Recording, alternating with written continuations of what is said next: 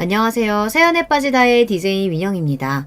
여러분은 살면서 본 장면 중에 가장 충격적인 장면 하면 딱 기억나시는 게 있으신가요? 아마 강도는 달라도 다들 하나쯤은 있으실 거예요. 그리고 그런 장면들은 머리에 콱 박히고 박혀서 평생 잊히지 않죠. 저도 그런 순간이 있고 말입니다. 그런데 오늘 사연자분의 사연을 읽으면서 내가 겪고 기억하는 충격적인 장면은 충격도 아니겠구나, 이런 생각을 했던 것 같아요.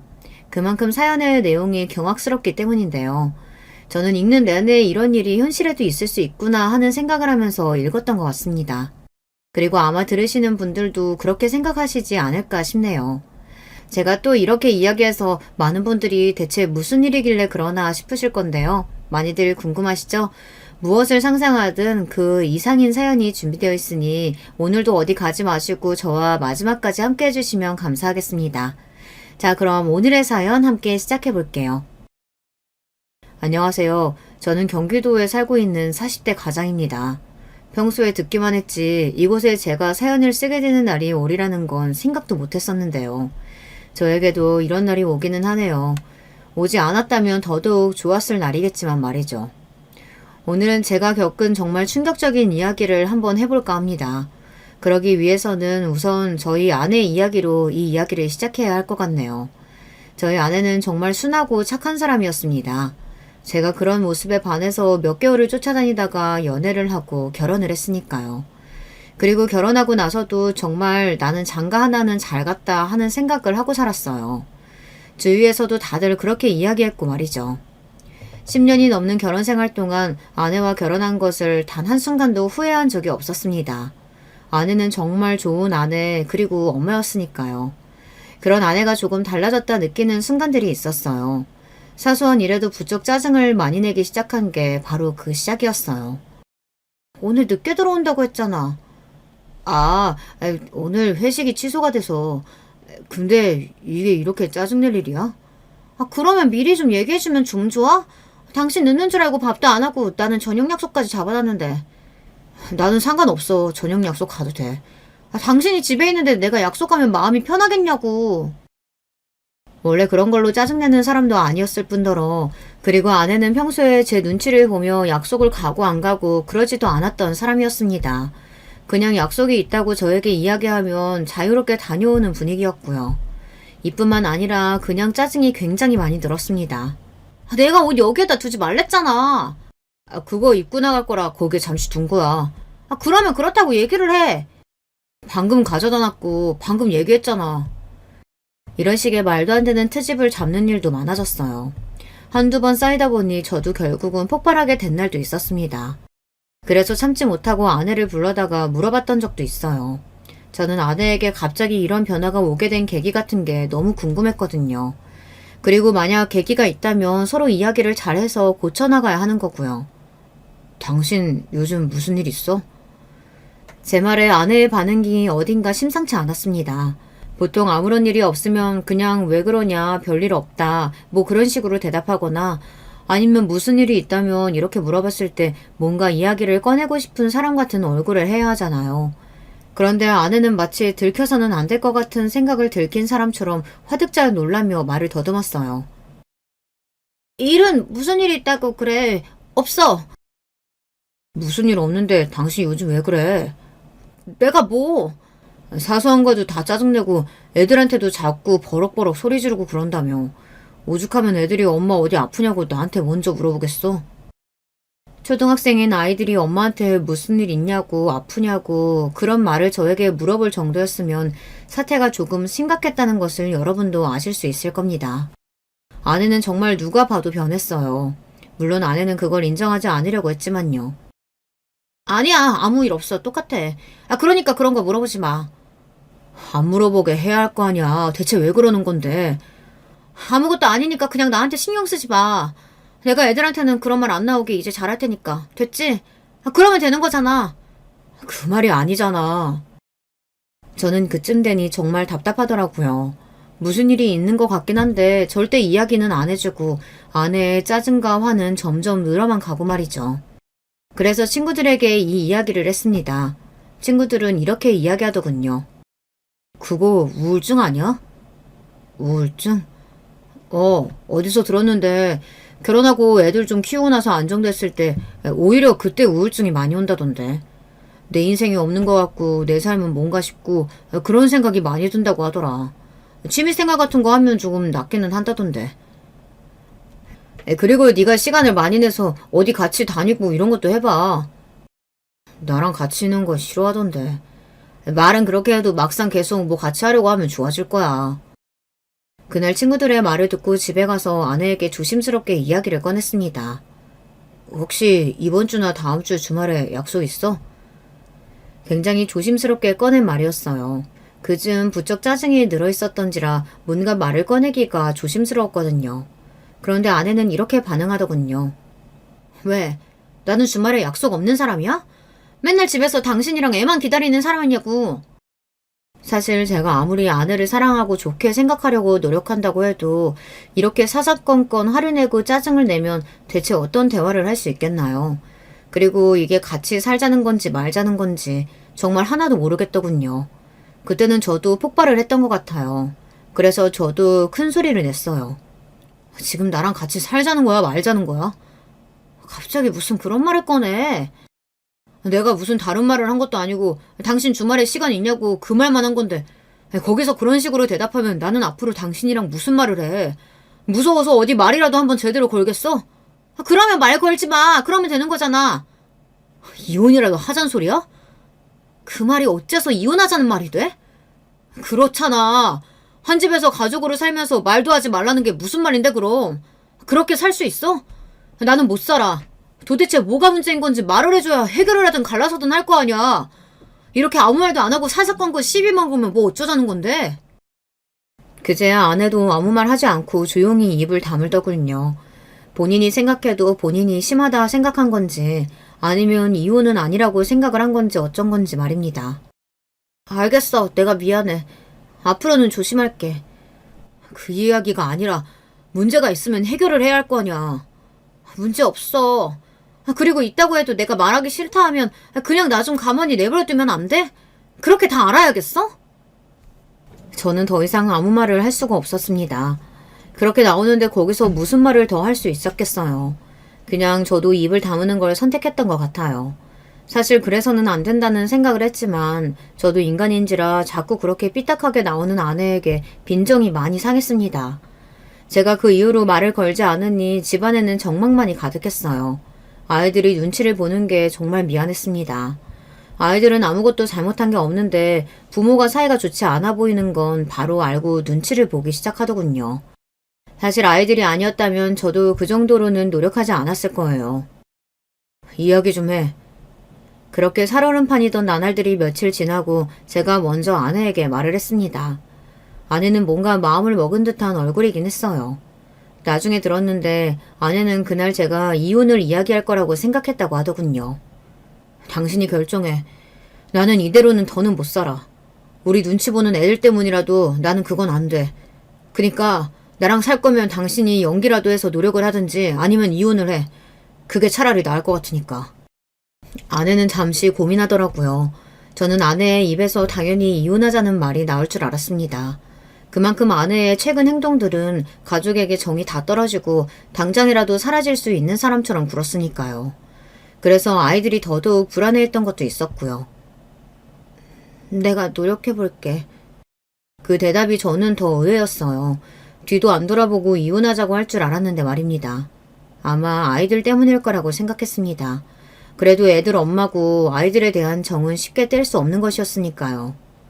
정말 그래줬으면 좋겠어. 나는 애들이 불안해하는 거 더 이상은 못 봐. 알겠어. 노력할게. 그 이후로 아내는 조금씩 좋아지기는 했습니다. 갑자기 짜증을 내거나 화를 내는 일도 줄었고 아이들에게도 상냥하게 굴려고 노력했고 말이죠. 저와도 나름대로 대화를 잘했던 것 같아요. 물론 약간 살얼음 위를 걷는 것 같은 기분이기는 했습니다. 언제든 깨질 수 있는 느낌이 들기는 했으니까요. 사실 저는 그 뒤에 일어난 충격적인 일들보다도 그 시기가 가장 힘들었던 것 같아요. 그 뒤에 일어난 일들은 어쨌든 이유는 알았으니 기가 막히고 화가 나더라도 답답하지는 않았었는데 그 시기에는 아내가 왜 저러는 건지 이유를 하나도 몰랐으니 그저 답답해하는 것 말고는 할 수 있는 게 없었거든요. 그래서 더 힘들었던 것 같습니다. 주위에서는 다른 남자가 생긴 거 아니냐 하는 이야기도 했지만 아무리 생각해도 그건 아니었거든요. 일단 아내는 집을 비우는 시간이 적었습니다. 그리고 비우더라도 요 앞에 잠깐 나갔다 오는 수준으로 한두 시간이면 금방 들어오고 말이죠. 그리고 보통 바람이 나면 자신을 꾸미거나 외형적으로 신경을 쓰거나 그런 게 있잖아요. 그런 것도 전혀 없었고 말입니다. 무엇보다 바람이 나면 보통은 자신이 양심이 찔려서 배우자들에게 더 잘한다고들 하는데 아내는 짜증과 화만 늘어갔으니 그건 아닐 거라고 당시에는 확신했던 것 같아요. 가장 크게 의심한 게 바로 우울증이었는데 그건 제가 어떻게 할 수 있는 게 없었습니다. 병원에 가자고 한번 이야기를 해봤다가 자신을 지금 미친년 취급하는 거냐고 고래고래 소리를 지르며 거의 경기를 하길래 그 뒤로는 말도 못 꺼냈어요. 그렇게 살얼음판을 걷는 것 같은 나날들이 계속되던 어느 날이었습니다. 이게 뭐야? 뭐긴 뭐야, 제사상이지. 그걸 모르는 게 아니고 오늘 무슨 제사 있어? 갑자기 웬 제사야? 아니, 요즘 내 주위에 안 좋은 일들만 있는 것 같아서 어디 물어보니까 이렇게 조상님들 위해서 제사라도 지내고 나면 나아지겠다고들 하길래 한번 해보려고. 아내는 종교가 없기도 했지만 평소에 그런 미신을 믿는 사람이 전혀 아니었거든요. 그런데 갑자기 안 하던 행동을 하니까 이상하잖아요. 그리고 그런 미신적인 행동이 어딘가 무섭기도 하고 말이죠. 그래서 물었습니다. 누가 그래? 어? 아니, 제사 지내는 거 한번 해보라고 누가 그러더냐고. 당신이 말하면 다 알아? 몰라도 얘기해봐, 누군지. 그냥 내 친구가 그랬어. 고등학교 친구. 제가 알기로는 아내가 연락하고 지내는 고등학교 친구가 없었거든요. 다들 사회에서 만난 친구들과 결혼을 하고 나서 만난 친구들이었지 말입니다. 거기서 더 물어도 아내는 대답을 해주지 않을 것 같아서 더 이상 묻지 않기로 했어요. 하지만 정말 많이 이상하기는 했던 것 같아요. 그래서 이번에도 주위에 물어봤습니다. 그거 약간 그런 거 아니야? 사이비 종교 같은 거.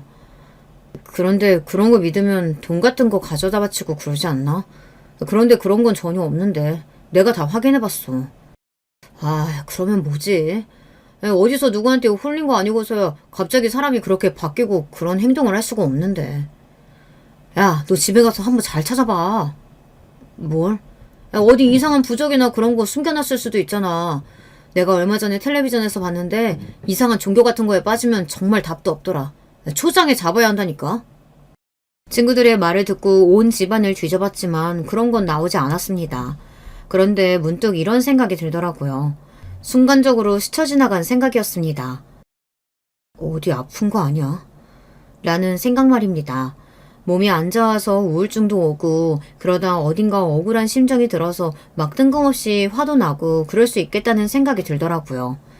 게다가 아내가 안 좋은 일을 없애야 한다고 제사까지 지냈다는 거, 그걸 생각하니 더더욱 그럴 수도 있겠다는 생각이 들었습니다.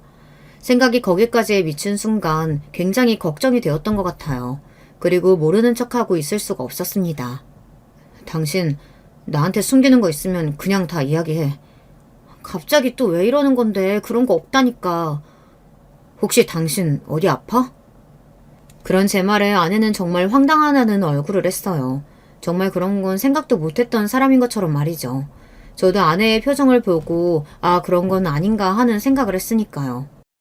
그게 무슨 소리야. 안 아파. 하도 당신이 이상하게 굴고 안 하던 짓을 하니까 내가 별 생각을 다 하는 거잖아. 나는 뭐 안 하던 짓 좀 하면 안 돼? 내가 죄를 저지르고 다니는 것도 아니고 그냥 신경 쓰지 말고 둬. 뭘 해달라는 것도 아닌데 그냥 두는 것도 그렇게 힘들어? 가족끼리 어떻게 그런 걸 하나도 안 묻고 그냥 둬.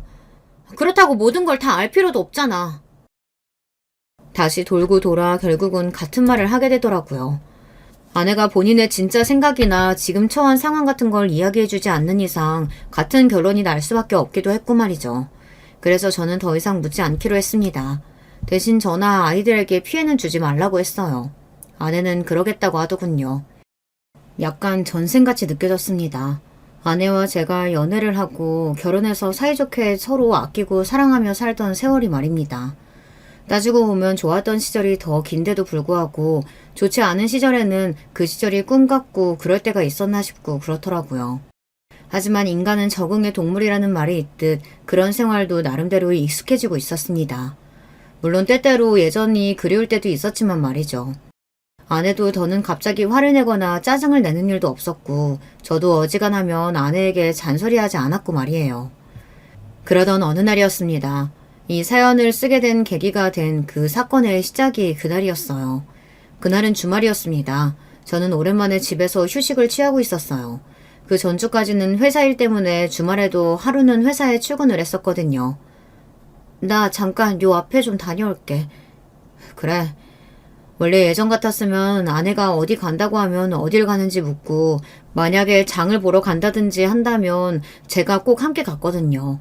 그래서 짐도 들어주고 장을 보면서 이런저런 이야기들도 나누고 말이죠. 저는 그런 시간이 참 좋았었는데 어느 순간부터는 그런 것도 하지 못하게 된 게 새삼 슬프다는 생각을 하고 있던 때였습니다. 아이들이 아이스크림을 먹고 싶다고 하더군요. 그래서 마침 심심하기도 하겠다, 알겠다고 하고 살아나가던 때였습니다. 갑자기 굉장히 과격하게 옆집 문이 열렸어요. 어찌나 급하고 세게 문을 열었던지 제가 순간 놀라서 입으로 욕이 나올 뻔했으니까요. 왜 저렇게 문을 세게 열었지 하는 심정으로 그곳을 빤히 보는데 그 문을 열고 등장한 이가 제 눈을 크게 만들었습니다. 거기서 나올 거라고는 한 번도 상상조차 해보지 못한 인물이 나왔거든요. 바로 아내였습니다. 아내는 엄청나게 공포에 질린 얼굴로 그리고 엄청나게 큰 괴성을 지르며 그 집에서 튕겨나오듯 뛰어나왔어요. 제가 너무 놀라서 어버버거리면서 그런 아내를 바라보고 있는데 아내와 제가 눈이 딱 마주쳤습니다. 여보, 내가 다 설명할게. 그리고 다짜고짜 저에게 설명하겠다고 하더군요. 저는 이게 어떻게 돌아가고 있는 건지 무슨 일인지 하나도 제대로 파악하지 못하고 멀뚱거리고만 있는데 아내가 제 뒤로 숨었습니다. 그리고 제 옷자락을 가만히 잡았어요. 그런데 제 옷자락을 잡은 아내의 손이 떨리고 있었습니다. 대체 이게 무슨 일인데?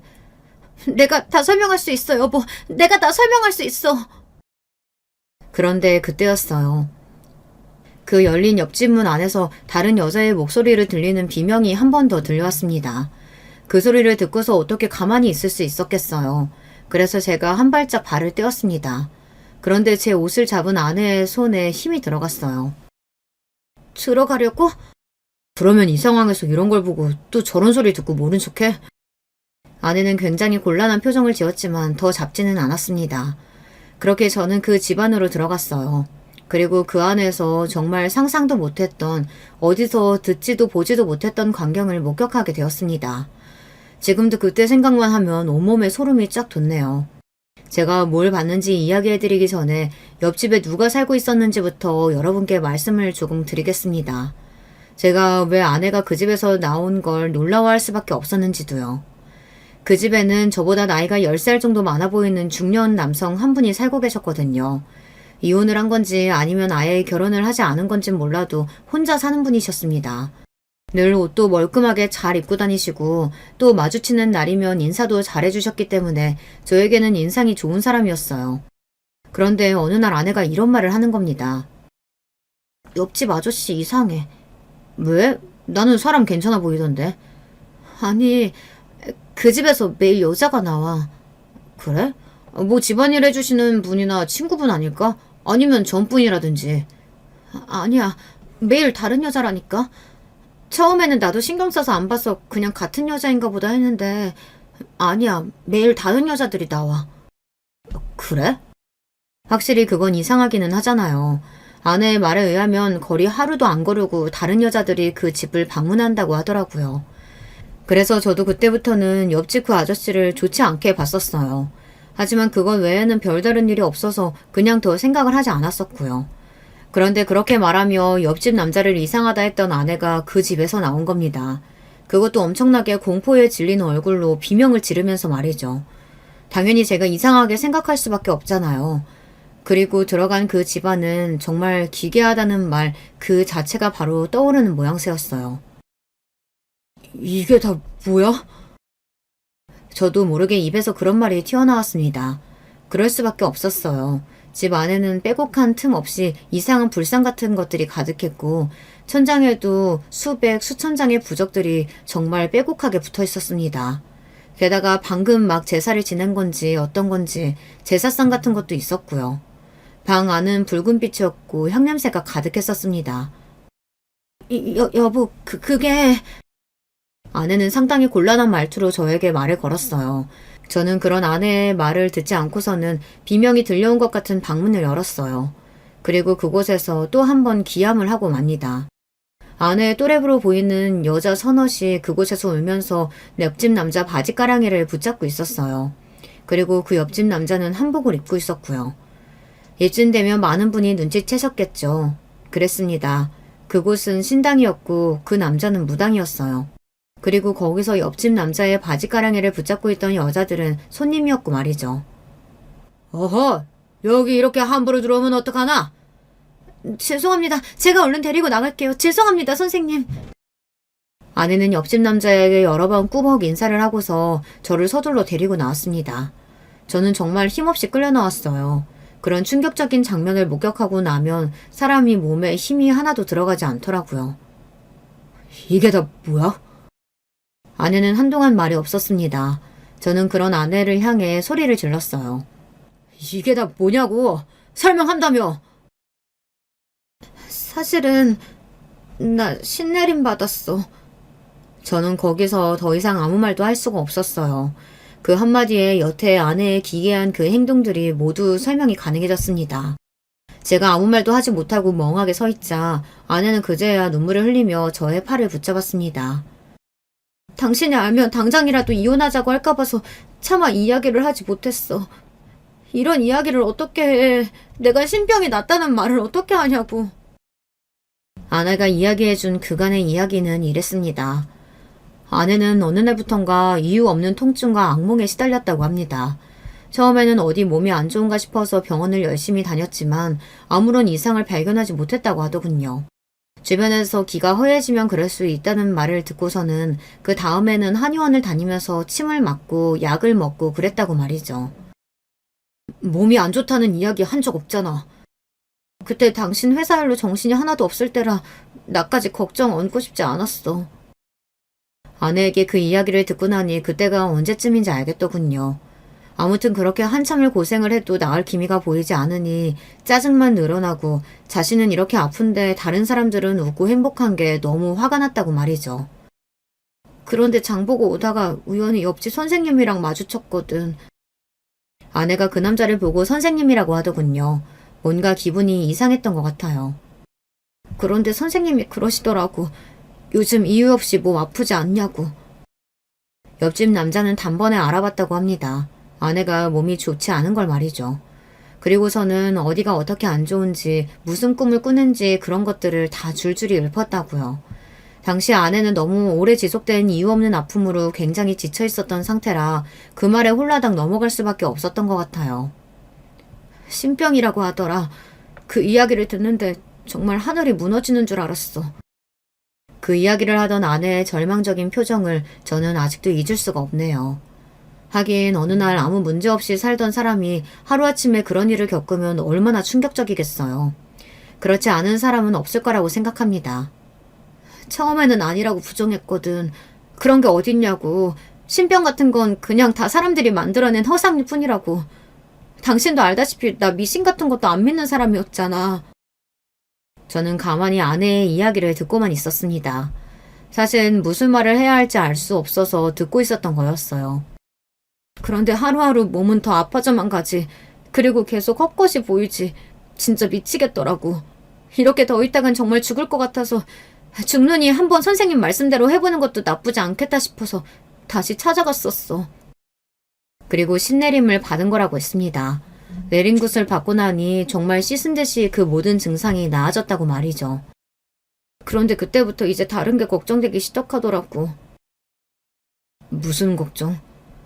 이걸 당신한테 어떻게 이야기해야 할지, 그리고 나를 아는 모든 사람에게 뭐라고 이야기해야 할지, 당신과 아이들이 무당 아내, 무당 엄마를 받아들일 수 있을지, 그건 아무리 생각해도 답이 안 나오더라. 아내는 그래서 처음에는 이혼을 생각했다고 하더군요. 하지만 아이들을 생각하니 도저히 그럴 수가 없었다고 말이죠. 그래서 몰래 무당 일을 하면서 생활하고 있었다고요. 그게 근 1년 가까이 되어간다고 말입니다. 참 저도 둔하긴 한가 봐요. 1년 동안 아내가 그런 것도 모르고 있었던 걸 보면 말이죠. 하지만 저는 아내가 무당이 되었다는 사실도 사실이지만 그만큼 마음에 걸리는 일이 하나 있었습니다. 그건 바로 조금 전에 소리는 왜 지르면서 나온 건데?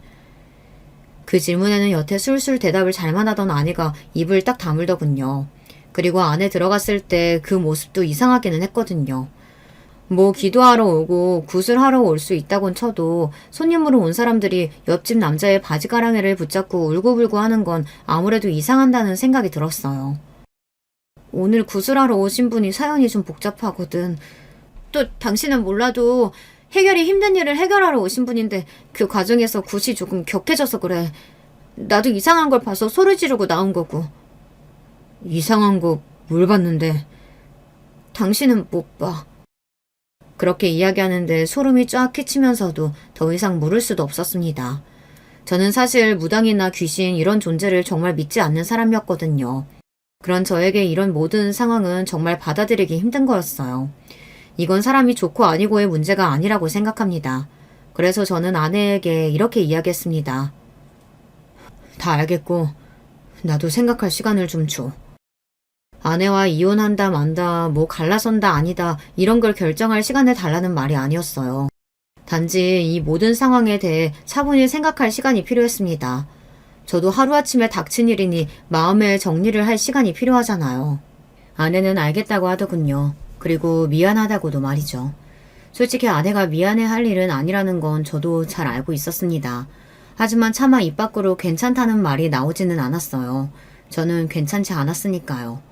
하지만 하루가 지나고 이틀이 지나고 아무리 생각해봐도 저는 받아들이기가 너무 힘들었어요. 무당이라니. 물론 직업에 귀천이 없고 아내도 원해서 된 건 아니라는 건 알았습니다. 거기까지는 머리로는 다 알고 있는 사실이었어요. 하지만 가슴으로는 도저히 받아들여지지가 않았습니다. 아마 이 사연을 듣고 계신 다른 분들도 저와 같은 일을 겪게 되신다면 저와 비슷하게 생각하지 않으실까 싶어요. 이게 머리로는 이해가 돼도 마음으로 받아들여지지가 않는 일이라는 것도 있는 거더라고요. 그렇게 며칠째 아내에 대해 고민하고 있을 때였습니다. 아내가 먼저 이야기를 좀 하자고 제안하더군요. 마침 저도 굉장히 답답하고 있었던 때라 그러자고 했습니다. 당신 고민이 많아 보여서 내가 그 고민을 좀 덜어줄 수 있을 것 같아서 이야기하자고 했어. 아내는 자신이 제 고민을 덜어줄 수 있을 거라고 하더군요. 제가 지금 무슨 말을 하냐는 영문도 모르는 얼굴로 아내에게 물었습니다. 내 고민을 당신이 어떻게 해결해줘? 이미 당신은 무당이 됐는데. 그걸 되돌릴 수는 없지만 당신 결정에는 내가 마음의 짐을 조금 덜어줄 수 있을 것 같아서 그건 내가 해줄게. 어떻게? 우리 그냥 이혼하자. 아내가 그러더군요. 이혼하자고 말이죠. 저는 아무런 대답을 하지 못했습니다. 그러지 말자는 말도 하지 못했고 그리고 그러자고도 하지 못했어요. 저도 그 무엇이 답인지는 그때는 정말 알 수 없었거든요. 그게 답이 아니잖아. 당신 말처럼 나는 그전으로 되돌아갈 수 없어. 나는 이미 무당이 되었고 그건 바꿀 수 없는 현실이야. 그런데 나는 당신이 하는 걱정들이 뭔지 다 알거든. 나도 신내림 받기 전에 그리고 지금도 하는 걱정이니까. 그래서 이혼하자고 하는 거야. 이혼만 하면 다 해결이 돼? 적어도 아이들이나 당신이 사람들의 호기심 어린 시선이나 손가락질 받는 일은 덜하기는 하지 않을까? 내가 무당이 된 건 결국에는 사람들이 다 알게 될 텐데. 사실 그랬습니다. 제가 가장 걱정하는 일이 그거기는 했거든요. 가족들의 반응과 제 주변 사람들의 반응, 그리고 결국 아내가 무당이 되었다는 걸 모든 이들이 알게 되었을 때 그들이 뭐라고 생각할지와 같은 것들 말입니다. 그건 아니더라도 다른 것들도 걱정이 되긴 했지만 결국 가장 걱정되는 건 그거긴 했던 것 같아요. 남의 시선을 뭐 그렇게까지 신경을 쓰나 할 수도 있지만 그래도 또 안 쓰고 살 수는 없는 거잖아요.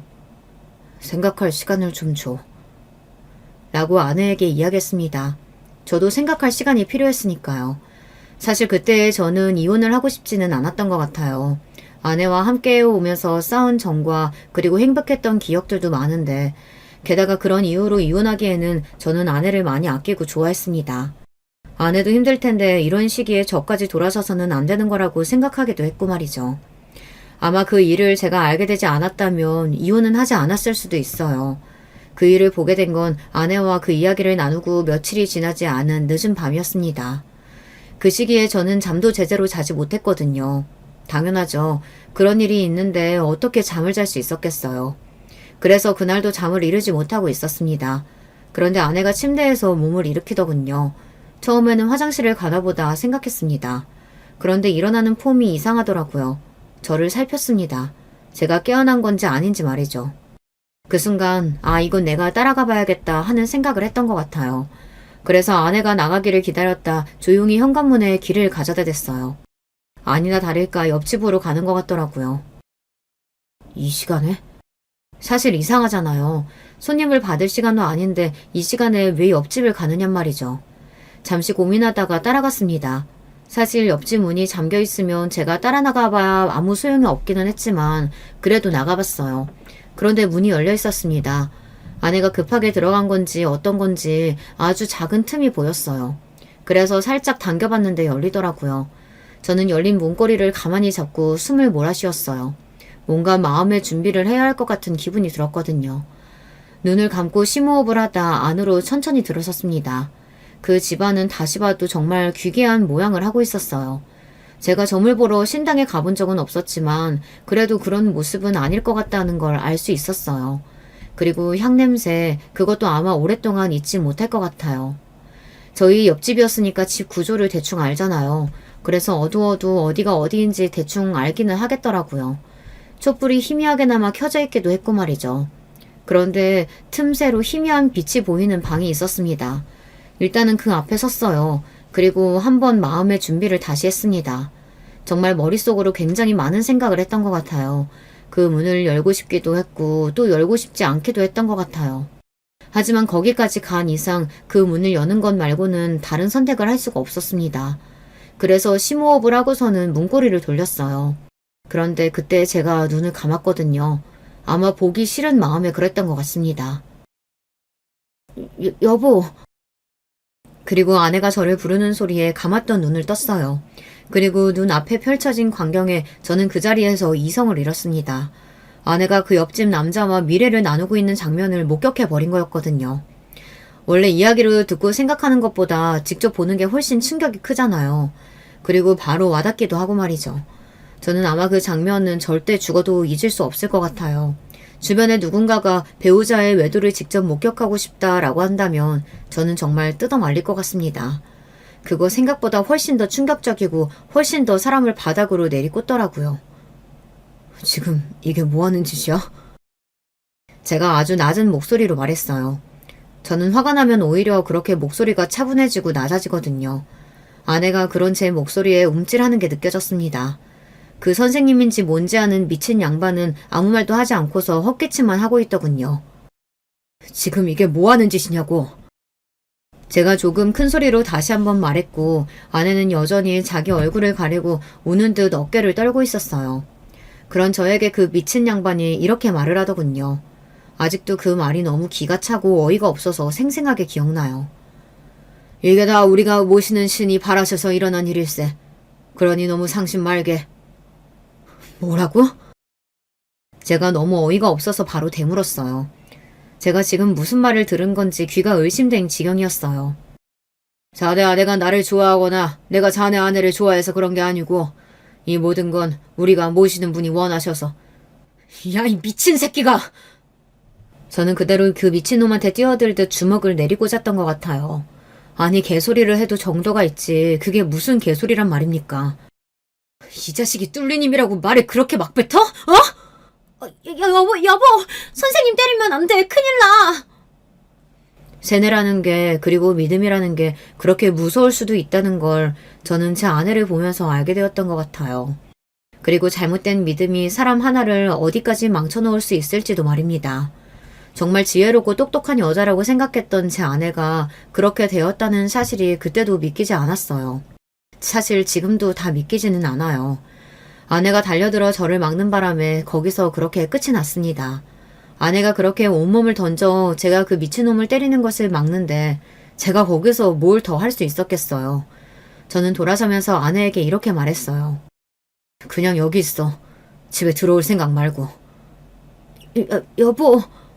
나는 무당인 아내는 감당할 수 있어도 이러고 다니는 아내는 감당 못하겠다. 아내는 다시는 이런 일이 없을 거라는 둥, 죽을 죄를 지었다는 둥, 그런 이야기를 하면서 저에게 빌거나 하지 않더군요. 그때는 왜 그렇게 하지 않지 하고 생각했었는데 지금 생각해보면 아내는 하지 못한 겁니다. 다시는 그런 일이 없을 거라는 건 본인도 장담할 수 없으니까요. 그 미친놈이 우리가 모시는 신이 원한다 이 한마디만 하면 아내는 다시 그 행동을 할 사람이었으니까요. 이미 아내는 그 정도로 그 새끼를 믿고 있었고 세뇌를 당해 있는 상황이었습니다. 아마 사기를 당해서 돈을 뺏겼거나 하는 상황이었으면 제가 나서서 아내를 지켜줬을 거예요. 그리고 그 미친놈에게서 빼내오기 위해 노력했을 겁니다. 하지만 그런 장면을 제 눈으로 보고 나니 뭐 아무런 의욕이 생기지도 않았고 내가 왜 저런 여자를 위해서 그런 노력을 감수해야 하는지 모르겠더군요. 무엇보다 당장이라도 연을 끊어야겠다는 생각이 너무 강렬하게 들었어요. 아이들이 알기 전에 말이죠. 아내는 그날 집으로 들어오지 않았고 저는 아이들을 불러서 이야기했어요. 미안해. 엄마랑 아빠가 헤어지기로 했어. 라고 말이죠. 저희 첫째가 15살, 둘째가 10살이었거든요. 첫째는 바로 알겠다고 고개를 끄덕이더군요. 그동안 엄마와 아빠를 보며 어느 정도 짐작해온 게 있었는지 놀라지 않은 눈치였습니다. 물론 상처는 받았겠지만요. 둘째는 왜 그래야 하는 거냐며 자기는 싫다고 울면서 때를 썼는데 첫째가 자기가 잘 이야기할 테니 아빠는 걱정하지 말라고 굉장히 어른스럽게 이야기하더군요. 엄마와 아빠 때문에 너무 철이 일찍 든 건가 싶어 마음이 아팠습니다. 이혼은 쉬운 줄 알았어요. 하지만 아니었습니다. 그 미친 새끼가 재산 분할 위자료 이런 거 받을 수 있는 건 다 받아오라고 아내에게 이야기한 모양이더라고요. 그리고 아내는 그의 말만 듣고 아바타처럼 행동했고 말이죠. 그 과정에서 너무 슬프게도 모든 사람이 아내가 신내림 받고 무당이 되었다는 것과 그 신내림을 해준 남자 무당과 그런 일이 있었다는 것을 다 알게 되었습니다. 저는 사실 몰랐으면 했거든요. 물론 이 모든 사실을 사람들이 알게 되면 아내를 향해 손가락질을 하고 저를 불쌍하게 생각할 테지만 저야 그렇다 치고 나중에 아이들이 받을 상처를 생각해서 정말 몰랐으면 했습니다. 하지만 다 알게 되었어요. 장모님과 장인어른이 차례로 찾아와서 울며 빌었습니다. 그 과정에서 저희 집 식구들과 싸움이 났고요. 저희 부모님은 당연히 제가 하루라도 빨리 이혼하기를 바라셨으니까요. 왜 우리 아들이 미친 당신 딸을 책임져야 하냐. 그래도 같이 살아온 정이 있으니 함께 구해오자. 이런 말이 오고 갔습니다. 아이들을 생각해서라도 저는 아내와 함께 살 수 없습니다. 장모님과 장인어른에게 그렇게 단호하게 이야기했어요. 아마 두 분은 제가 절대 마음을 돌릴 일이 없다는 걸 그때 아셨던 것 같아요. 장모님은 바닥에 주저앉아 울기 시작하셨고 장인어른은 하늘이 무너진 얼굴로 한숨만 쉬셨으니 말이죠.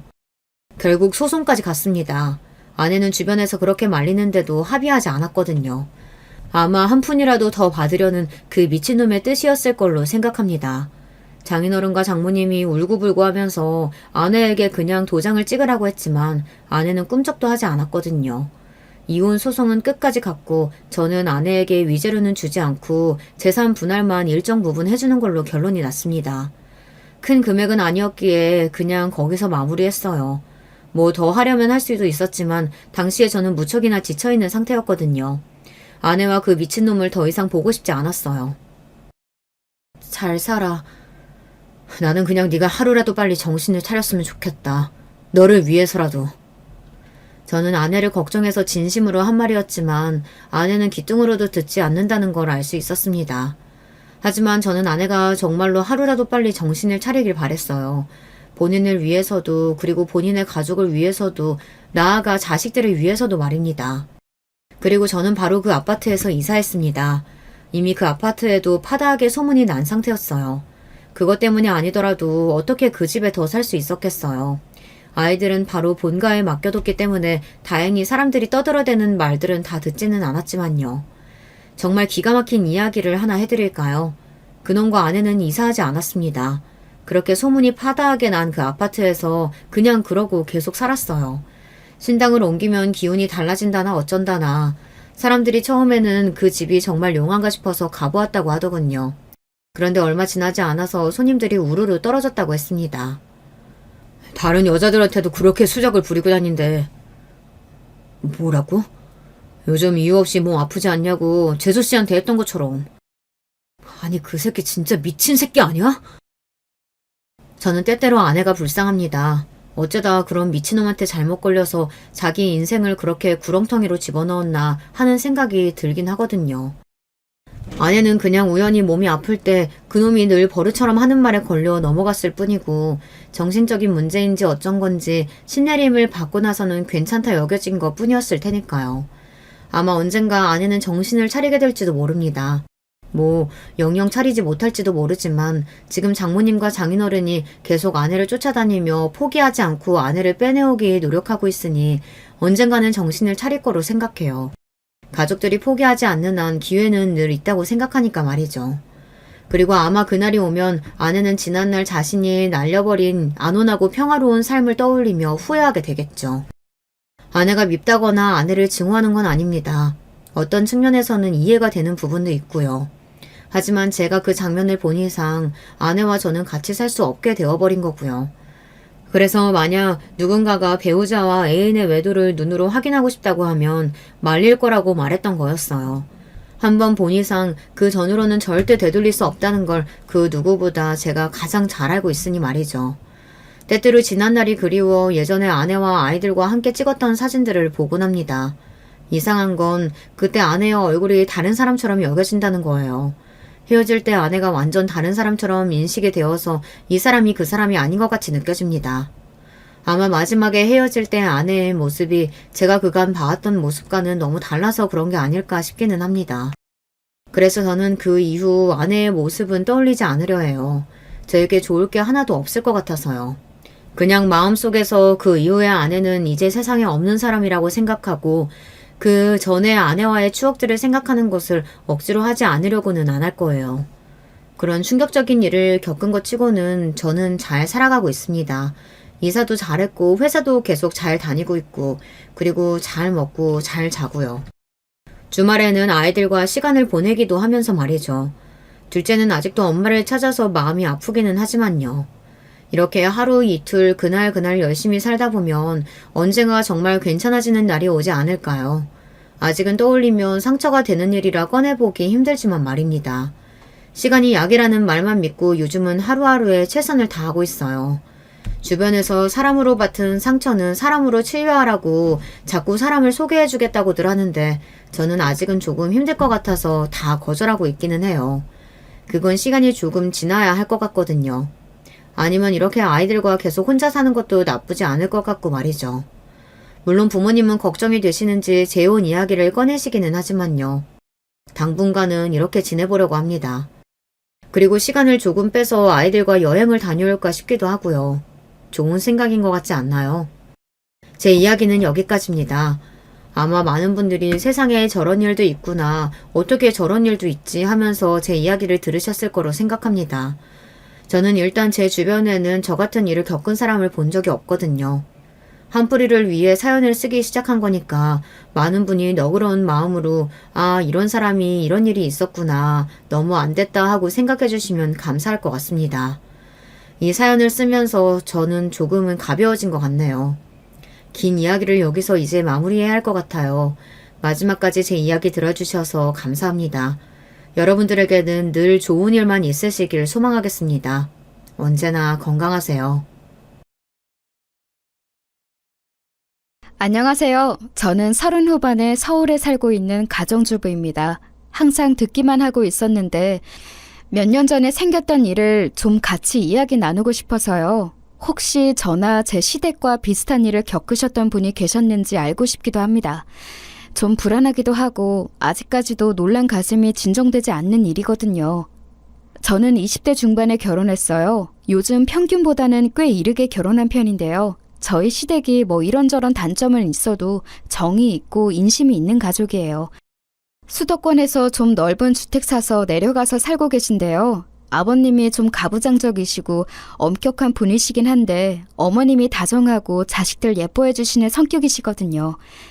남편은 삼형제인데요. 남편이 둘째라서 시아주버님과 시동생이 있어요. 시아주버님은 이미 저희가 결혼하기 몇 년 전에 미리 결혼해서 애까지 있으셨고요. 남편도 결혼할 당시에 27이었으니 저나 남편이나 꽤 빨리 결혼했다고 할 수 있죠. 다만 시동생이 결혼이 좀 늦은 편이었어요. 시아주버님이나 남편은 대학 졸업 후 얼른 취직해서 돈벌이를 시작한 반면 시동생은 대학에서 좀 오래 공부를 했거든요. 아무래도 공부를 하느라고 주머니 사정이 넉넉지 않다 보니 결혼하기가 꺼려졌던 모양이었어요. 시동생하고 그리 친하지 않아서 자세히 이야기는 못 해봤지만요. 시댁이 상당히 부유한 편이기는 했는데 그래도 나이 찬 남자가 부모님한테 용돈 받아서 쓰며 공부를 하니까 연애를 하기가 그리 녹록지는 않았겠죠? 게다가 시동생이 그렇게 잘생긴 편은 아니었거든요. 그렇다고 못생겼다고 하기는 좀 그렇고 딱 그 나이까지 공부만 한 샌님처럼 생긴 편이었어요. 둘째 형이 남편하고 나이 차이도 꽤 지는 편이라서 형들한테 무척 고분고분하고 순종적인 막내 동생이기도 했고요. 저하고도 나이 차이가 좀 나니까 저한테도 언제나 형수님 형수님 하면서 잘 따랐어요. 저한테는 그 나이대 남자하고 친해지는 게 좀 힘들었지만요. 사실 손윗동서하고 저하고도 나이 차이가 좀 있었어요. 시아주머님하고 시아버님이 많이 닮으셨고 손윗동서하고 시어머님하고 많이 닮았죠. 손윗동서도 다정하고 어른스러운 분이라고 해야 할까요? 뭐든지 다 들어주시고 챙겨주시고 그런 분이었어요. 반대로 시아주버님은 엄격하고 꾸지람 잘하시는 분이었고요. 동네에서 싸움도 좀 잦으셨는데 그만큼 또 잘할 때는 가족들한테 너무 잘하셔서 손윗동서, 그러니까 형님하고 되게 잘 맞으시는 것 같더라고요. 형님은 항상 시아주버님 흉을 보시기는 했는데 그 속에 정이 듬뿍 들어있는 그런 타입이셨어요. 그렇게 살다가 저희 결혼한 지 한 7년쯤 지났을 때 시동생이 드디어 결혼한다고 하더라고요. 그동안 연애하는지도 몰랐는데 어떻게 갑자기 결혼을 한다고 하나 솔직히 놀랐었어요. 제가 시동생 결혼할 여자가 있다는 소식을 남편한테 들었었는데 남편도 놀랐다면서 웃더라고요. 나도 몰랐어. 걔가 연애를 하고 있었을 줄이야. 난 진짜로 도련님이 못소린 줄 알았어. 아니, 물론 뭐 그렇게 공부도 많이 하고 사지 멀쩡한 사람이지만 그래도 되게 순진하시잖아. 그렇지. 나도 당연히 그렇다고 생각했는데 이번에 여자를 마음에 드는 사람을 만났나 봐. 그리고 걔도 이제 취업했으니 좀 여유가 생겼겠지. 물론 당시 도련님이 막 취업을 했던 시기라서 결혼할 여자를 데려온다는 것 자체는 이상할 게 없었어요. 하지만 도련님을 아는 저로서는 진짜 신기하더라고요.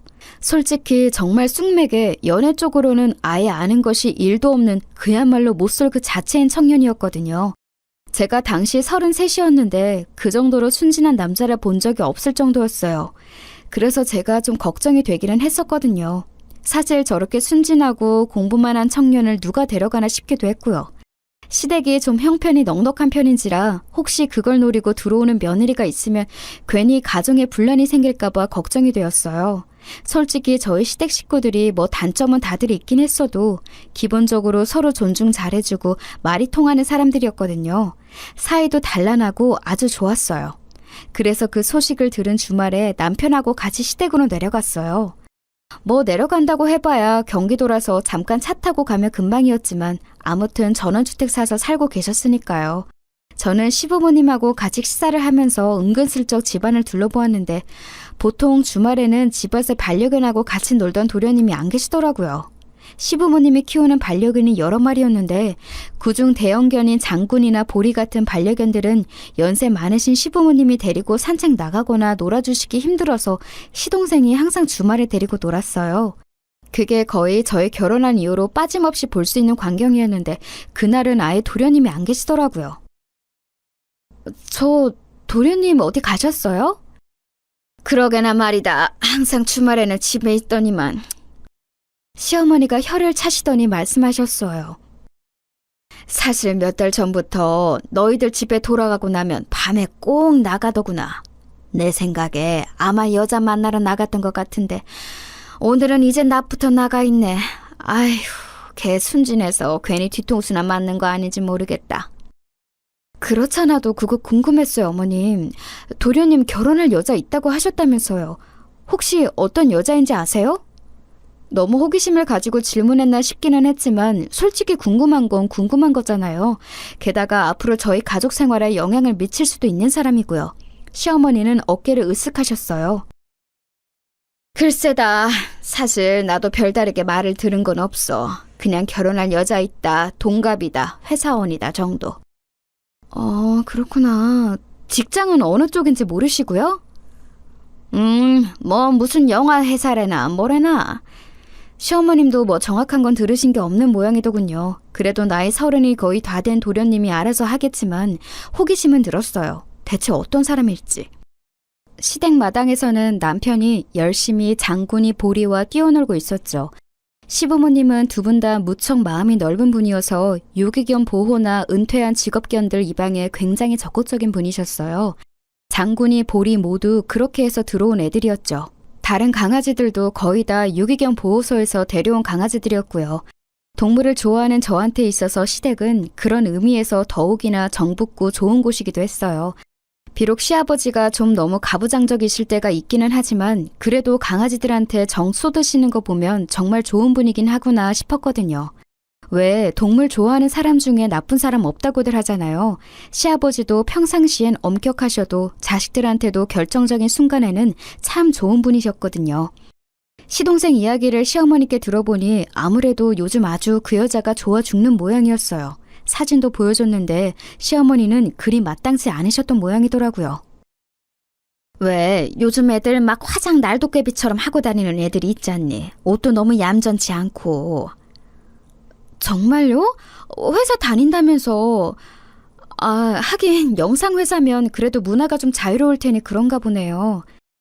사실 제가 잘은 몰라도 영상이나 디자인 쪽은 사람들이 하고 다니는 게 다르긴 하잖아요.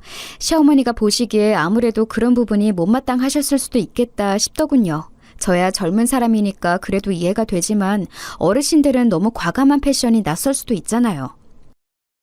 솔직히 말하면 너무 날라리 같은 아이가 우리 막내 꼬신 거 아닌가 싶기도 하고. 어머님, 그래도 도련님도 알 건 다 아실 텐데요. 순진하시긴 해도 나이 30 가깝고요. 너무 걱정 안 하셔도 돼요. 그럴까? 아유, 난 왜 이렇게 걱정이 되는지 모르겠구나. 시어머니는 다정한 만큼 걱정도 많고 마음도 약한 분이었기 때문에 마음은 이해할 수 있었어요. 하지만 저는 일단 한 치 건너 두 치인 만큼 어떤 사람일지 궁금한 마음이 더 컸죠. 집에 돌아와서는 갑자기 친정 쪽에 일이 생겨서 시댁에 신경을 못 쓰게 되었는데 그 사이에 도련님이 여자를 데리고서 시댁 방문에 첫인사를 드렸다는 말까지는 들었어요. 그러고 나서 2달인가 지났을 때일 거예요. 갑자기 시댁에서 주말에 올 수 있냐며 전화가 왔더라고요. 원래 시댁에서는 저희가 오든 말든 신경 안 쓰고 방임하시는 편이라서 좀 의외였어요.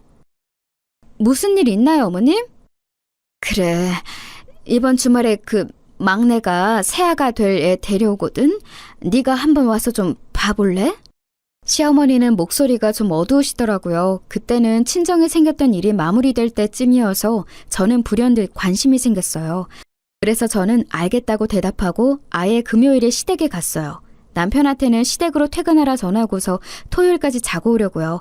시어머니가 워낙 음식을 잘하고 좋아하셔서 가끔 그렇게 했었거든요. 들어가니까 장군이하고 보리가 좋아서 난리를 치더군요. 레브라도 리트리버인 장군이는 침을 많이 흘리면서 머리를 제 치마에 마구 문질렀어요. 냄새를 맡는 거였어요.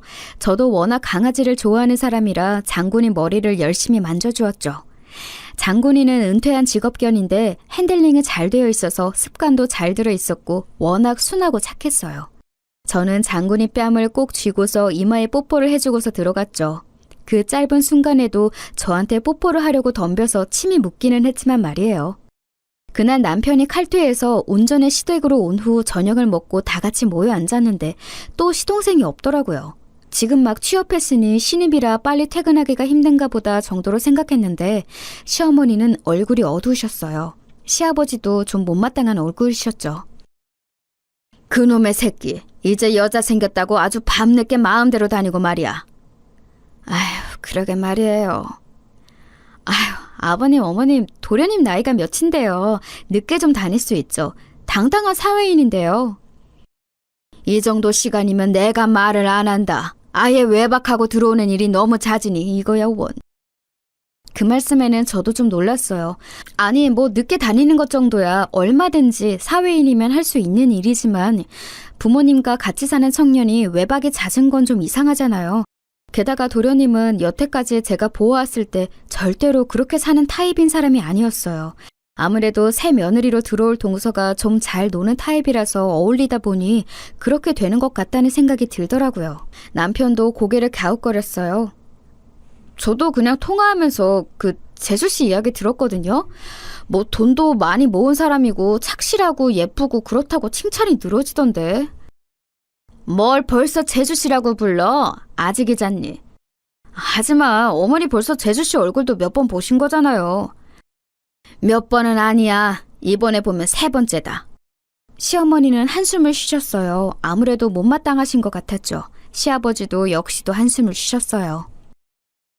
에휴, 어쨌거나 내일은 우리 강아지들이 고생 좀 하겠구나. 쥐들 집안에만 있어야 할 테니. 집에 손님이 오시면 바깥에 있는 강아지들을 전부 우리에 넣어놓고 있었거든요. 어쨌든 유기견 출신의 아이들도 있어서 아무래도 예민할 때도 있기 때문에 낯선 사람이 올 때는 어쩔 수 없었어요. 사고가 날 수도 있기 때문에. 오래전이기는 했지만 제가 시집을 올 때도 시댁에는 강아지가 되게 많았는데 제가 강아지를 무척 좋아하는데도 친해질 때 시간을 한참 두었거든요. 은퇴한 직업견들의 유기견 출신들이라 위험할 수 있다고 시아버지가 만류하셔서요. 새로 동서가 온다면 그렇게 강아지들과 친해지는데 또 한 세월이 걸리게 뻔했죠. 저희가 밥을 먹는 동안 시아주머님과 형님도 오셔서 같이 합류했고 오랜만에 즐겁게 모여서 가족들의 식사를 했어요. 그런데 그날도 밤 늦게까지 오지 않는 시동생이 좀 신경 쓰이기는 하더라고요. 그리고 다음날 아침이 되어 일어났는데도 시동생은 들어오지 않은 상태였어요. 시어머니는 잔뜩 화가 나 있었죠. 얘는 문자 하나 달랑 넣어놓고서 아예 들어오지를 않았구나. 어머님, 너무 화내지 마세요. 뭐 그 나이 된 남자들이야 알아서 하는 거죠. 여자도 아니고. 아무리 그래도 그렇지. 어떻게 부모랑 같이 살면서 사정 설명도 안 할 수가 있니? 문자는 정말 간단하게 늦어요 한마디만 적혀 있더라고요. 그것도 새벽 3시쯤 들어와 있는 것이라 시어머니가 화나실만 했죠. 오늘 어차피 도련님하고 동서들 아가씨하고 집에 오는 거 아니에요? 몇 시쯤 오기로 되어 있어요? 점심때 와서 식사 한 끼 같이 하기로 했다. 어떻게 바로 다음날 얼굴 볼 거면서 이렇게 외박을 하고 들어와 그래? 시어머니는 원래 아주 다정다감한 분이지만 시아버지와 오랜 세월 같이 사시다 보니 원래도 보수적인 면이 크게 있으시기도 했어요. 게다가 근심 걱정도 많은 분이셨고요. 그래도 저는 그냥 이해하고 시어머니 마음을 누그러뜨리려고 옆에서 열심히 수다 떨면서 형님하고 같이 애교를 부렸죠. 그리고 도련님과 동서들 아가씨가 온다고 했다는 12시가 가까워 왔어요. 딱 12시가 되었는데 그전까지는 아무런 연락도 없고 문자 한 통도 넣지 않더라니 시간이 넘었는데도 연락이 안 되더라고요. 새 동서 본다고 시아버주머님과 형님, 저와 저희 남편까지 와서 멀뚱히 기다리고 있는데 정작 도련님과 예비 동서가 오질 않자 시아버지가 화가 많이 나셨어요. 시아버지는 도련님한테 전화를 계속했지만 연결이 되질 않았죠. 시어머니는 화가 나기보다는 걱정이 더 커지셨는지 안절부절 못하셨고요. 그런데 12시를 한참 넘긴 1시쯤 전화 연결이 되었어요. 너 이 녀석 지금 어디 있는 게냐? 아버지 죄송해요. 지금 거의 다 왔어요. 바로 앞이에요. 그 말에 마당 밖을 보니 정말로 도련님 차가 들어오고 있더라고요. 시동생은 당황한 얼굴로 차에서 허겁지겁 내려서 집으로 들어왔죠. 시동생 옆에 타고 있던 아가씨도 그 뒤를 따라서 들어왔어요. 아가씨는 시동생과 동갑이라고 했는데 나이보다 무척 어려 보이더라고요. 뭔가 표정이 순진해 보였는데 솔직히 말하면 순진하다 못해 좀 생각이 없어 보였다고 해야 할까요? 뭔가 알 수 없이 세상 물 좀 모르는 혹은 좀 뭘 모르는 것 같은 맹해 보이는 느낌의 아가씨였어요. 들어와서 가족들과 대면하고서는 처음에 눈을 어디다 둬야 하는지도 잘 모르는 것처럼 자꾸 시선을 피하고 손을 꼼지락거리더라고요. 그래, 왔냐? 네, 아버지 늦어서 죄송해요. 형수님 죄송해요. 아니다, 뭐 무사히 왔으면 됐지. 재수씨 오셨군요. 네. 예비동서는 말끝을 느리면서 몸을 꼬았어요. 좀 이상해 보이더라고요. 애교가 많은 타입인가 싶고 눈을 자꾸 피하는 거 보니 부끄러워서 그런가 싶기도 했고요. 그래서 저는 도리어 명량하게 인사를 했어요. 반가워요, 동서. 이쪽은 우리 형님이고 난 둘째. 앞으로 잘 지내봐요. 네. 예비동서는 제가 내민 손을 망설이다가 맞잡더군요. 근데 손끝이 묘하게 차갑고 자세히 보니까 안색도 안 좋아 보였어요. 혹시 예비동서가 몸이 안 좋아서 늦어진 건가 싶더군요. 저는 좀 이해가 가서 얼른 예비동서를 끌어다가 소파에 앉으라고 하고 식사를 차리러 들어갔어요. 그런데 예비동서를 처음 보고 나니까 시어머니가 못마땅해 하신 게 이해는 되더라고요. 적어도 예비 시가에 오는 날인데 상당히 짧은 스커트에 높은 하이힐에 진한 화장. 물론 뭐 안 되는 거야 아닌데 어른들한테 절대 좋은 인상을 주기는 힘든 패션이었어요. 부엌에 함께 들어온 형님도 고개를 갸웃거리면서 웃으시더군요. 요즘 젊은 아가씨들은 시댁 어른들 입맛에 맞으려고는 안 하네. 그러게 말이에요. 뭐 워낙 자유분방한 사람들이 많으니까요. 벌써 우리 때랑 너무 달라. 그렇지? 저희는 웃으면서 이야기를 나눴지만 시어머니는 얼굴이 어두우시더군요. 지난번에 봤을 때도 이런 식이었다면 시어머니가 마음에 들지 않으시는 것도 이해가 갔어요. 그런데 식사를 시작하니까 또 좀 이상하더라고요. 밥을 먹는데 예비동서는 시아버지가 뭐라고 말씀하시면 얌전하게 대답을 잘하면서 대화를 이어나갔어요. 평범한 그 나이대 아가씨 같은 느낌이었죠. 옷차림새가 좀 요즘 애들 느낌이라서 그렇지 사실 가족으로 맞이하면 괜찮을 것 같다는 기대도 들었고요. 그 곁에서 도련님도 굉장히 싱글벙글 웃으면서 이야기를 나눴는데 정말 예비동서를 너무너무 좋아하는 게 눈에 보였어요. 자세히 보니까 예비동서가 진짜 미인이긴 하더라고요. 처음에는 옷차림새와 화장만 눈에 들어왔는데 얼굴 생김새 자체가 예쁘고 몸도 너무 날씬하고 그랬어요. 저는 남편 옆구리를 쿡 찌르면서 그랬죠. 자기야, 예비동서 되게 날씬하고 예쁘다. 그치? 자기도 처녀 시절에 엄청 날씬했어. 그리고 훨씬 예뻤는데 무슨 소리야. 남편의 태연한 대답에 저는 약간 감동했지만 그래도 괜한 심술이 나서 다시 한번 남편을 찔렀어요. 지금은 안 날씬하고 안 예쁘다는 소리야? 아니, 지금도 예쁘지. 예쁘고 말고. 날씬하지는 않다는 소리네. 저는 괜한 장난기가 돋아서 남편에게 장난을 걸어댔어요. 남편도 평소에 워낙 농담 잘하는 저를 잘 알기 때문에 그리고 남편 본인도 그런 농담을 좋아해서 서로 깔깔대고 웃었죠. 그런데 그때 예비동서가 저희 대화를 들었는지 잠깐 저희를 바라보더라고요. 얼굴은 너무 예쁜데 표정이 묘하게 맹한 데가 있어서 좀 이상했어요. 예비동서의 시선을 느끼고서 저희가 장난을 멈추고 머쓱하게 웃었는데 예비동서가 그러더군요. 저기, 날씬하진 않죠. 네? 저는 순간 귀를 의심했어요. 맥락상 저하고 남편이 하던 대화에 끼어들은 것 같기는 한데 저게 지금 오늘 처음 만난 손윗동서한테 할 소리인가 싶더라고요. 같이 식사를 하던 가족들 모두 젓가락질을 멈추고 얼음이 되어서 저희를 바라보고 있었어요. 실제로 제가 그린 날씬한 편은 아니었고 상당히 통통한 건 사실이었지만 실제로 통통하니까 더 말을 조심해야 하는 거 아닌가요?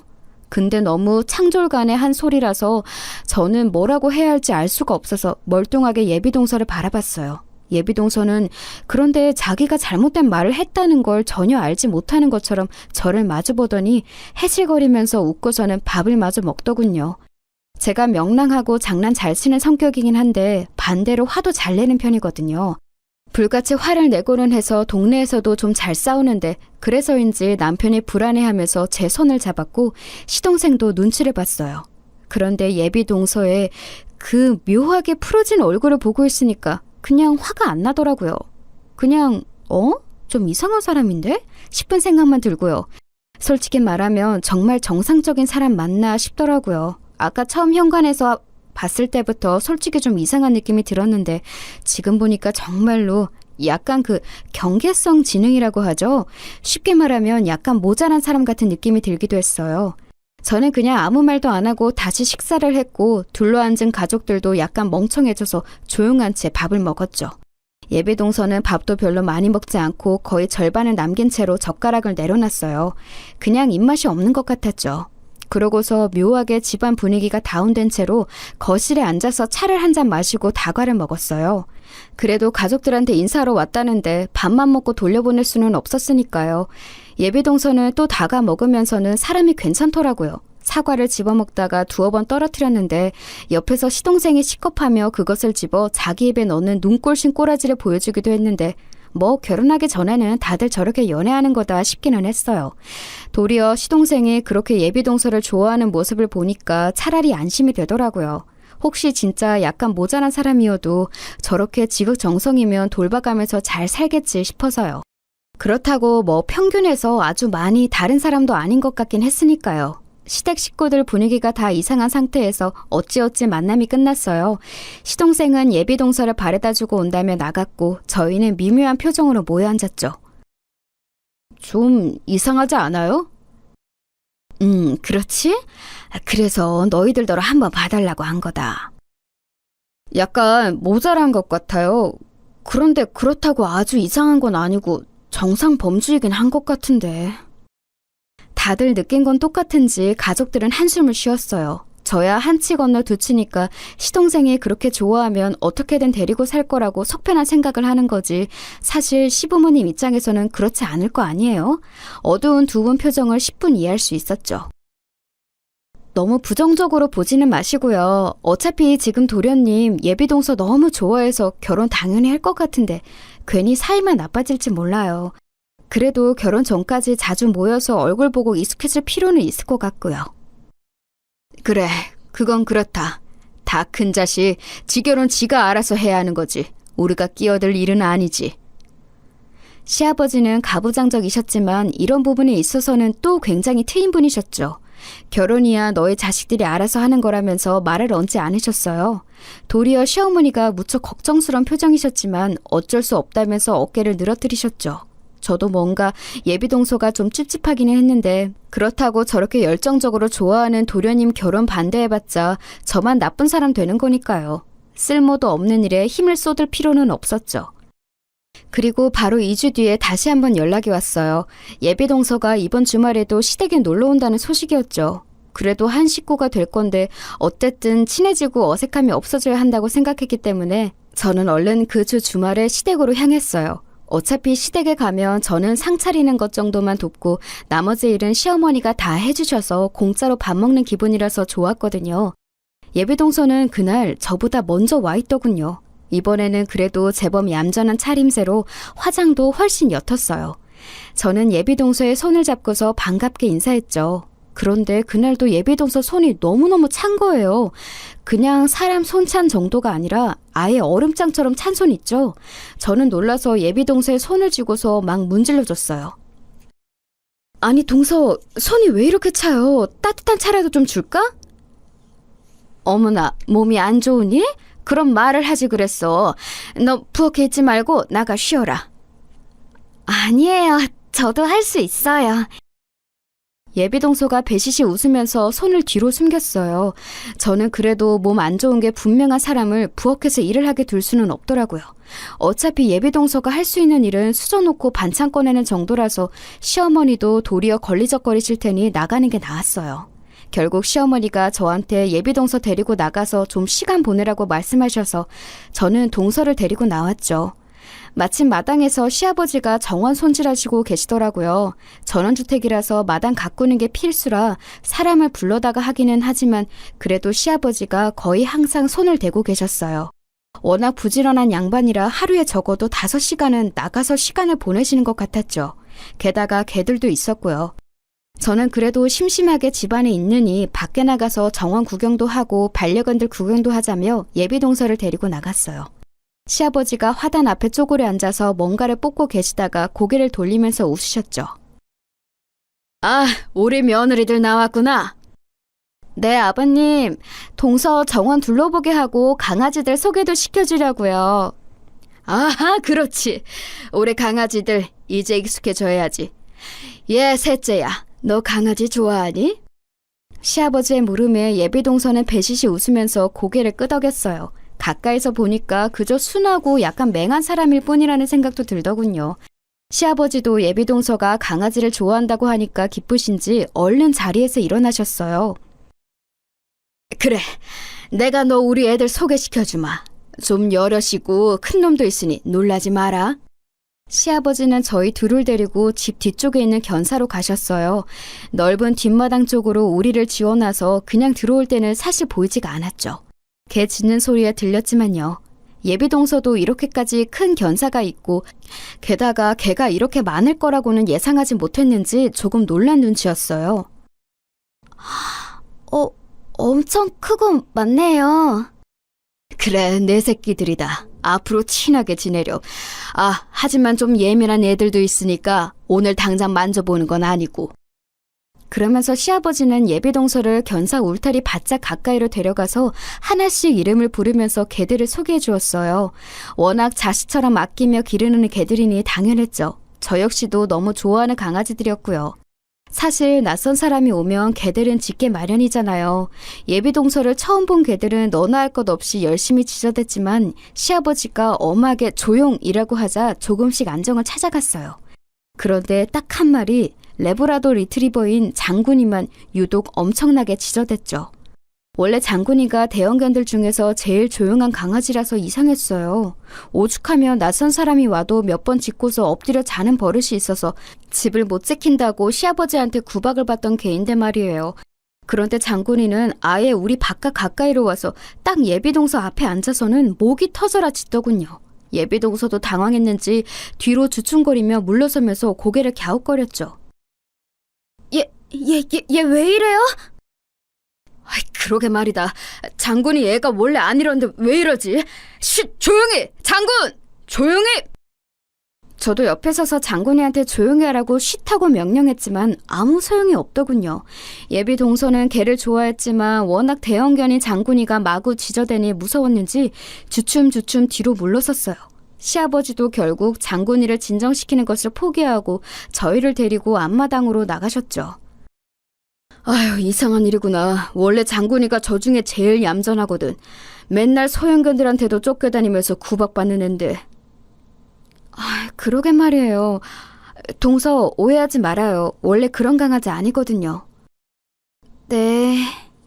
죄 없는 초면에 예비동서한테 그렇게 짖어대다니 저는 괜히 제가 미안해져서 연신 변명을 했어요. 반면 시아버지는 뭔가 마음에 걸리는 것이 있으신지 눈을 찌푸린 채로 고개를 갸웃거리셨죠. 예비동서는 조금 놀란 눈치였다가 다시 그의 맹한 표정으로 돌아갔고요. 그날 시아버지는 식사를 하면서 예비동서가 놀랐겠다면서 시어머니에게 말씀하셨어요. 시어머니 역시도 놀라서 장군이가 그런 애가 아니라고, 우리 반려견들 중에 예민한 애는 있어도 장군이는 아니라면서 변명을 해주셨죠. 예비동서는 개의치 않는 얼굴로 배실배실 웃고 있었어요.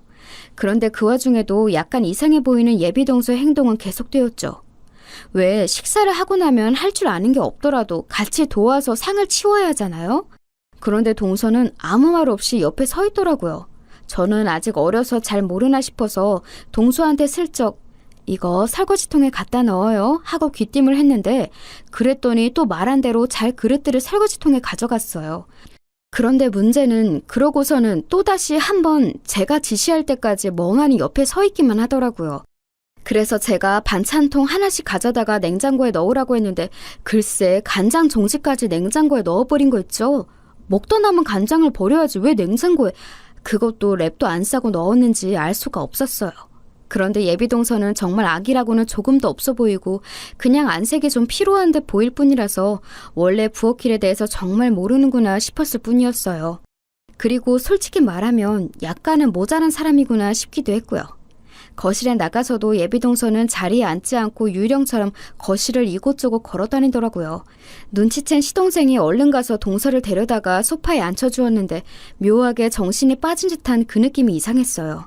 뭐 저한테 날씬하지 않다고 했던 거나 제대로 일 안 하는 거나 생각하면 그냥 버릇이 없는 요즘 여자애라고 볼 수도 있었지만 이상할 정도로 뭔가 마음에 걸리더라고요. 시아버지도 뭔가 생각에 잠긴 듯한 눈으로 예비동서를 주시하는 듯한 눈치였어요. 시아버지가 꽤나 깐깐한 양반이라 아무래도 신경에 거슬리면 곤란할 텐데 싶어서 저도 좀 신경이 쓰이더라고요. 반면에 시동생은 예비동서한테 푹 빠져서 그 얼굴만 보느라고 아예 가족들한테는 눈길도 주지 않고 있었고요. 시아주머님하고 형님은 이미 예비동서가 못마땅하셔서 혀를 차셨고 남편도 좀 이상하다면서 고개를 갸웃거렸고요. 그나마 제가 가장 예비동서한테 호의적인 느낌이었어요. 그날 예비동서는 점심을 먹고 돌아갔어요. 예비동서를 데려다주고 시동생이 돌아오자 시아버지가 뭔가 생각에 잠긴 얼굴로 시동생을 거실로 불러내셨죠. 당시 저희 가족들이 전부 거실에 모여 앉아 TV를 보고 있었거든요. 시아버지는 시동생을 보면서 한숨을 쉬셨어요. 이상하게 듣지 말아라. 너 결혼할 새아가 어떤 사람인 거냐? 네? 무슨 의미로 말씀하시는 건지. 말씀드렸던 대로 영상회사 다니는 사무직원이에요. 그냥 보신 바대로 순하고 좋은 사람이고요. 그래? 그 이상은 없고? 그 이상이 있을 게 뭐가 있나요? 시동생은 도리어 영문을 모르겠다는 얼굴로 시아버지를 바라보았어요. 사실 저도 시아버지 말씀이 무슨 뜻인지 알 수 없어서 어리둥절했죠. 원래 시아버지가 공무원으로 퇴직한 분이셔서 좀 까탈스럽고 깐깐한 부분이 있긴 한데 그래도 이렇게 영문 모를 말씀은 잘 안 하셨거든요. 시아버지는 알겠다면서 다음 주 주말에 다시 한번 예비동서를 데리고 오라고 하시더군요. 놀러 가려고 했다는 시동생의 말에 시아버지가 눈살을 찌푸리셨고 결국 시동생은 아무런 항변도 못하고 다시 데리고 오겠다고 약속했죠. 최근에도 시동생은 외박이 꽤나 잦은 모양이던데 저렇게 시아버지한테 찍소리도 못하면서 외박할 때만은 자신감이 대단하구나 싶을 정도였어요. 저희도 이번 주 주말에 올까요? 하면서 시아버지께 여쭤봤더니 시아버지는 너희 마음대로 하라고 하셨어요. 계속 시댁에 오는 것도 좀 지루했고 남편하고 말을 맞춰서 다음 주에는 놀러 나갈까 싶었죠. 그런데 그 어린 예비동서한테 이 집안에서 가장 호의적인 게 저라는 사실이 조금 걸렸어요. 시댁 식구는 아무리 친근해도 시댁 식구죠. 게다가 지금 예비동서는 아무리 맹해 보여도 낯선 시댁에서 아주 불편할 텐데 저처럼 조추측맞고 명량하고 마음 쓰는 사람이라도 없으면 완전히 낙동강 오리알처럼 겉돌 것 같았어요. 실제로도 시어머니는 이미 예비동서한테 정이 완전히 떨어진 듯한 느낌이셨고요. 형님도 그러셨고 시아버지 어머님도 그러셨고요. 근데 물론 그분들을 탓할 수는 없었어요. 누가 봐도 객관적으로 예비동서가 좀 이상했거든요. 다음 주 주말 남편은 도리어 시댁에 가기 싫다고 집에서 드러누우려고 했지만 제가 억지로 끌고서 시댁으로 갔어요. 남편은 이상한 여자라면서 아니 무슨 마누라가 시부모님 뵈러 간다고 이렇게 적극적이냐고 투덜거리기까지 했죠. 뭐 넉살 좋고 명량한 마누라 얻은 자기 잘못이지 제 잘못인가요? 어쨌든 그날도 남편하고 같이 시댁에 갔고 남편은 쉬고 싶다면서 곧장 2층으로 올라가 버렸어요. 아무리 제가 시댁에서 편해도 저렇게 방치하고 사라지다니 언젠가 남편 버릇을 고쳐야겠다고 생각하기도 했죠. 아무튼 그날도 예비동서는 시동생 손에 이끌려서 시댁으로 왔어요. 그런데 손님 한 분이 더 계셨죠. 아버님? 저분은... 이쪽은 내 옛 직장 후배다. 지금 우리 장군이 옛 상사이기도 하고. 상사요? 시아버지는 조용히 다가와서 저한테 귓속말을 하셨어요. 내가 관세청에 있었던 건 알지? 공안 근무도 했고 그때 후배다. 마약 탐지견 핸들러이기도 하거든. 장군이 데리고 일하던 사람이지. 그러고 보니 시아버지는 관세청 소속으로 공항에서도 일하셨다고 하셨어요. 마약 탐지견으로 일하던 장군이는 그때 인연으로 은퇴한 걸 데려온 거라고 알고 있었고요. 그 손님은 일어서서 저희 가족한테 인사하셨고 넉살 좋게 웃으면서 이야기를 나누셨죠. 왜 가족끼리 모이는 날에 손님을 초대하셨을까 의문이 들었지만 시아버지 후배분 역시도 상당히 성격이 좋으셔서 저와 시어머니는 신나게 수다를 떨었어요. 그러다가 갑자기 시아버지가 후배분을 부르시더니 또 예비동서하고 저를 같이 부르시더라고요. 얘들아, 너의 일에 좀 와보렴. 네 하고 대답하고서 예비동서를 데리고서 저는 시아버지가 부르시는 대로 따라갔어요.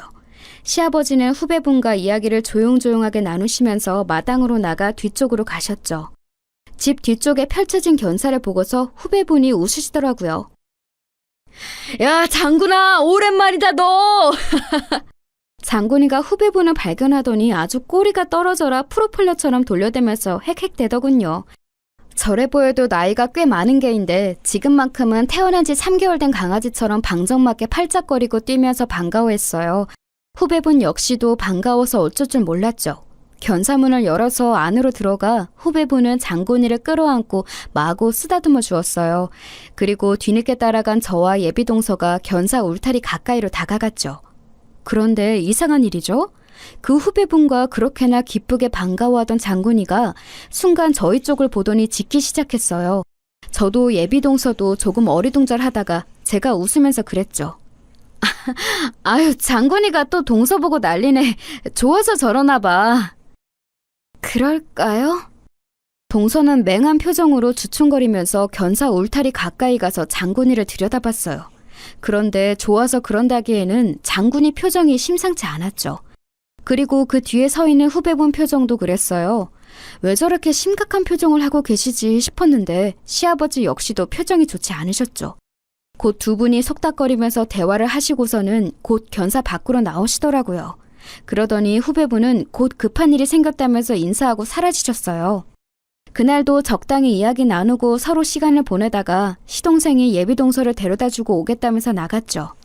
오늘도 그냥 이렇게 끝나나 보다 하고 시댁에서 자고 갈지 아니면 늦게라도 우리 집에 갈지 고민하고 있던 찰나였어요. 시동생이 거의 구르듯이 집 안으로 뛰어들어오더라고요. 얘, 너 무슨 일이니? 아니, 너 새아가 데려다주고 온 거 아니야? 왜 그래? 무슨 일 있어? 어머니 큰일 났어요. 갑자기 경찰이 걔네 집 앞에서 체포한다고. 뭐? 무슨 소리야? 알아듣게 말해. 마약했대요. 걔가 마약 신고가 들어왔다고. 시동생은 숨을 헐떡거리면서 외쳤고 저희 가족들은 전부 다 너무 놀라서 벙쩍였어요. 아니, 갑자기 마약이라니? 이게 대체 무슨 소리인가 싶어서 저와 남편은 서로 손을 꼭 잡았죠. 멀쩡하던 사람이 갑자기 마약으로 체포라뇨. 시어머니는 거의 쇼크로 기절하실 것 같은 표정이었고 남편과 시아주버님이 얼른 시어머니를 붙들어서 소파에 앉혀드렸어요.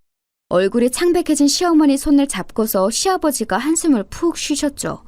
의외로 시아버지는 전혀 안 놀라신 것처럼 안색이 평온했어요. 마치 이럴 줄 아셨다는 듯한 얼굴이셨죠. 시동생은 뭔가 착오가 있는 게 틀림없다면서 계속 집안을 뱅뱅 돌았지만 시아버지는 도리어 시동생 쪽을 바라보셨죠. 그리고 의미심장한 말씀을 하셨어요. 너도 가서 마약 검사 받아야 한다. 네?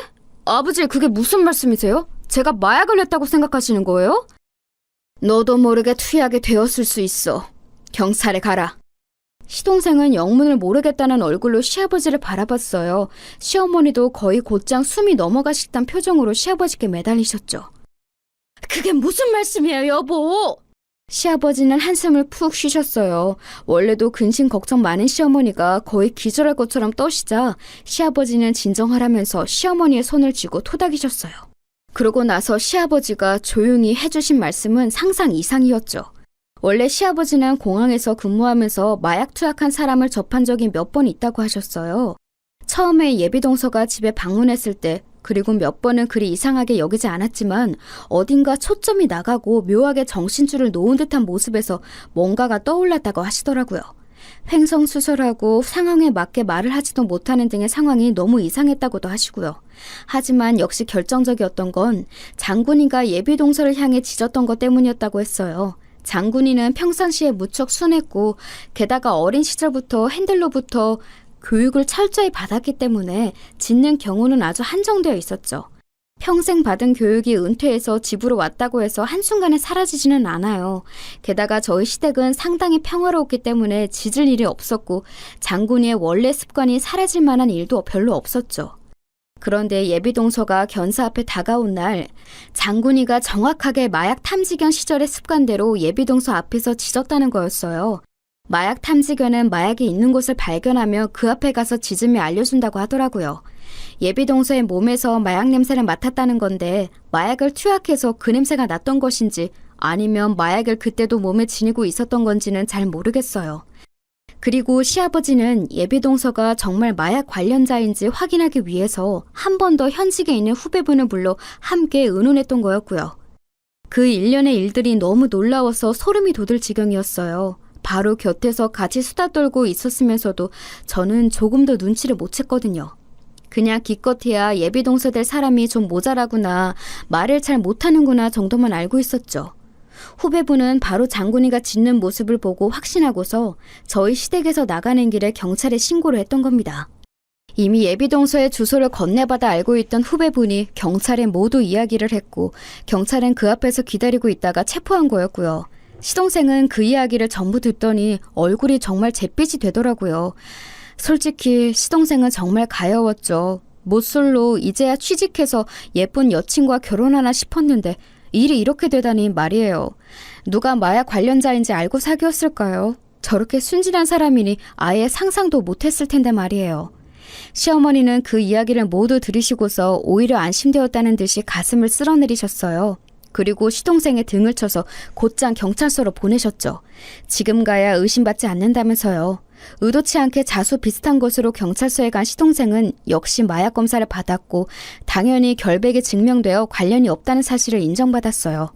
나중에 들으니 그때 그 예비동서가 될 뻔했던 여자는 심지어 체포당하던 그때 마약을 지니고 있었다고 하더라고요. 저희 시댁에 왔을 때도 몸에 마약을 가지고 있었던 거죠. 장군이가 그래서 더 격렬하게 짖었다 싶었어요. 아무튼 정말 소름 끼치는 일이었죠. 그 일 이후로 저희는 장군이한테 보양식을 특별히 마련해줘서 먹였어요. 집안에 범죄자 마약 사범이 들어올 뻔했는데 그걸 막아줬으니 정말 대단한 수호신 아니겠어요? 시동생은 한참이나 자신의 옛 여자친구가 마약 사범이라는 사실을 인정하지 못하고 경찰서로 쫓아다녔지만 결국은 인정하고 그 이후로도 여자친구를 사귀지 못했어요. 제가 생각해도 정말 인간 불신에 걸릴 것 같은 경험이었기는 해요. 그래서 결국 시동생은 아직까지도 솔로로 연애 경험은 그때 딱 한 번뿐인 채로 쓸쓸하게 살아가고 있죠. 좀 가여울 정도예요. 그 일을 겪고 나서 생각해보니 생각보다 마약이 너무 가까이에 있을 수도 있구나 싶더라고요. 곁에 만나는 누군가가 그렇게 위험한 인간일지도 모른다고 생각하니 소름도 끼치고요.